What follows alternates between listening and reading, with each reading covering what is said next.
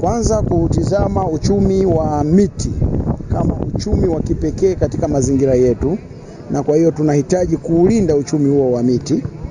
Na katika uchumi huu wa miti kuna changamoto moja kubwa sana ambayo uchumi unakabiliwa na hiyo, nayo ni moto holela au moto kichaa. Baadhi ya wananchi wamekuwa wakiwinda wanyama, wengine wamekuwa wakisafisha mashamba, wengine wamekuwa wakilima asali, na katika kufanya hivyo moto unalipuka, unaunguza miti. Sasa miti ni uchumi wa miti ni uko, kwa Kiingereza tunasema uko delicate sana. Uko delicate kwa sababu unaweza kutoka kuandaa shamba la miti mpaka kuja kuvuna ni karibu miaka 12, 13, hata 15. Sasa chukulia umeandaa miaka 13, kwa miaka 13 umepanda miti yako na unapalilia na unatuza vizuri.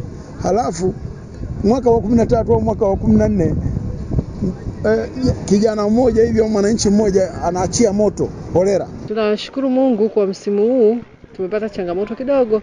Wakulima wengi inaonyesha wameanza kuelewa. Kwa hiyo hatukupata mioto iliyotokea mikubwa sana, imetokea michache kwa wakulima. Na tulifanikiwa kuiwahi huko katika vijiji. Kwa hiyo tunamshukuru Mungu mpaka sasa shamba limekuwa salama, lakini yote imechangiwa na elimu kama hizi ambazo tunazitoa kupitia mbinu mbalimbali kama ya michezo na mikutano ya vijijini. Tunazidi kuambia kwamba waendelee kutunza mazingira, wakianza na mazingira yao binafsi, waendelee kuandaa kilimo kwa njia salama bila kuleta athari kwa misitu ya wenyeji, lakini pia ya shamba ya serikali. Jambo la kuchoma moto ni sehemu ambayo ni uharibifu wa mazingira. Na ndio maana tukisimama kwenye mkutano watu nawaambia, jamani, msiwe mnachoma moto ovyo, kwa sababu mnaharibu mazingira.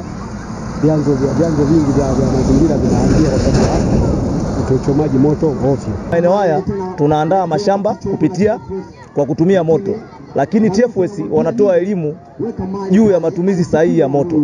Kwa hiyo kama vijana, maana yake tumepata elimu, lakini pia elimu hiyo tunaenda kuitumia kwenye jamii ambao tunakwenda kuandaa mashamba kwa kutumia moto, lakini tunakwenda kutumia matumizi sahihi ya moto.